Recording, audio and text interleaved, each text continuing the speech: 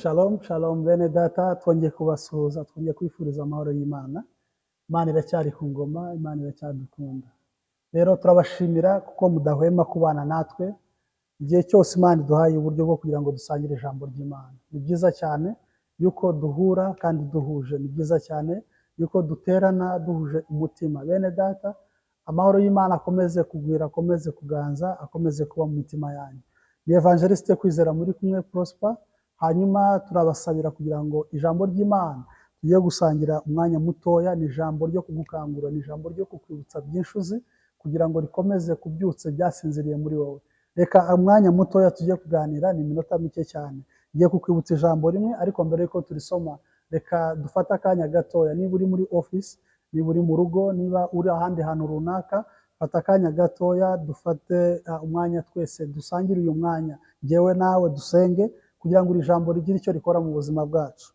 Father, thank you. We glorify your holy name. Father, you are good and your mercies endures forever. We thank you for this time. We thank you for your word.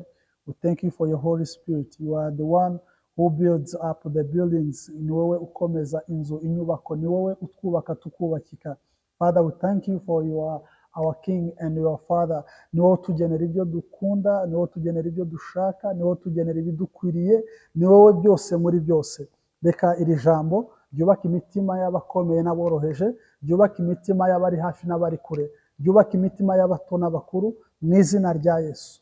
Umwanzi Satani ntagire ubasha kuri iri jambo mu mitima y'ubwoko bwawe, ahubwo iri jambo ryubake imitima y'abaryumva, ndetse risenye imigambi yose y'umwijima mu izina rya Yesu. Amen. Reka dusome ijambo ry'Imana, ubutumwa bwiza Yohana wa mbere, rwandiko rwa mbere rwa Yohana, ibice ni 2 ku murongo wa 15.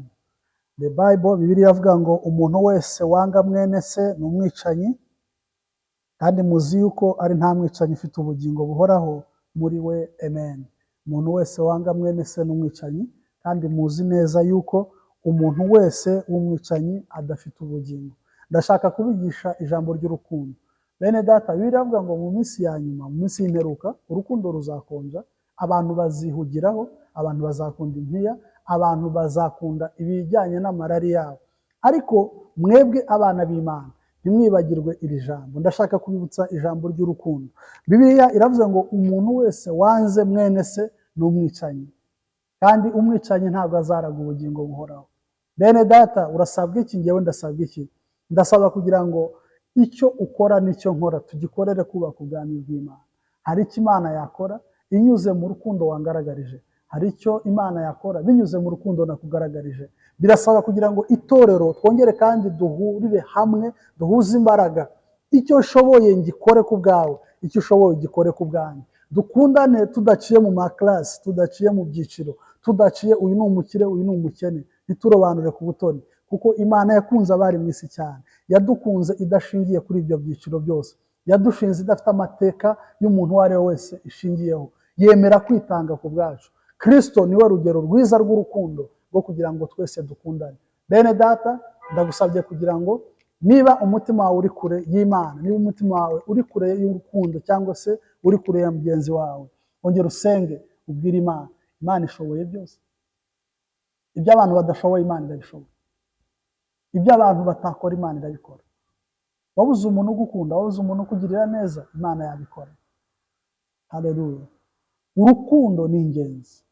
Bibiliya iravuga ngo iyo usomye urwandiko rwa mbere Pawulo yandikiye itorero ry'i Korinto, ibice 13 ku murongo wa mbere, biravuga ngo nubwo avuga neza indimi z'abantu ukavuga n'indimi z'abamarayika, ariko muri wowe ntugire urukundo, ngo umeze nk'icyuma kirenga. Birasaba kugira ngo twese umurimo dukora, Gerardine yararirimbye aravuga ngo umurimo wakoranye urukundo ngo ni uzahemberwa. Bene data, dukundane. It is very simple.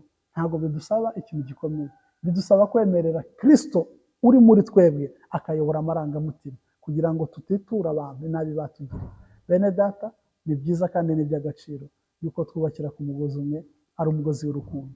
Reka ngusengere kugira ngo Imana ikuzuze umwuka w'urukundo. Mana, mu izina rya Yesu, nkweretse uyu mubyeyi, nkweretse uyu mupapa, nkweretse uyu musore, nkweretse uyu mukobwa, nkweretse umugaragu wawe wese wumvishira ijambo, kugira ngo wuzuze umutima w'urukundo muri we. umwuzuzemo urukundo rusengere mu mutima we Mana. Abamugiriye neza umuhe imbaraga zo kubabarira,